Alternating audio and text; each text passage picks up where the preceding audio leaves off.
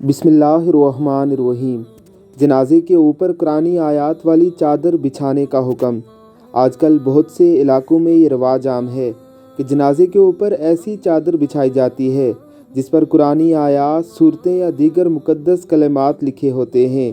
واضح رہے کہ یہ رسم ترک کرنا ضروری ہے، جس کی وجوہات درجہ ذیل ہیں۔ قرآن و سنت، حضرات صحابہ کرام، تابعین اعظام اور کتب فقہ سے اس کا کوئی ثبوت نہیں ملتا۔ یہ قرآنی آیات اور مقدس کلمات کا بے موقع اور بے محل استعمال ہے، جس کی وجہ سے ان کی بے ادبی بھی لازم آ جاتی ہے۔ بہت سے لوگ تو اس کو ضروری بھی سمجھتے ہیں، جس کی وجہ سے اس کی قباحت میں مزید اضافہ ہو جاتا ہے، حالانکہ اس کا میت کو کوئی فائدہ نہیں پہنچتا۔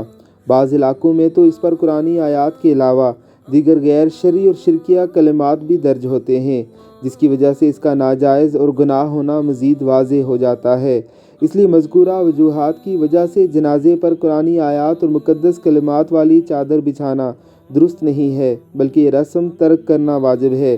اس کے بجائے ایک سادہ سی چادر بچھا دینا کافی ہے۔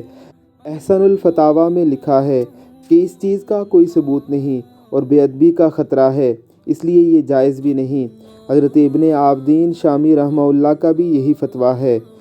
جنازے کے اوپر چادر بچھانے سے متعلق مشہور کتاب احکام میت میں مذکور ہے کہ جنازے کے اوپر جو چادر اوڑھ دیتے ہیں یہ کفن میں داخل نہیں اور مرد کے لیے ضروری بھی نہیں، لیکن اگر کوئی شخص اپنی چادر اس پر ڈال دے اور قبر پر جا کر اپنی چادر اتار لے، اس میں کوئی حرج نہیں۔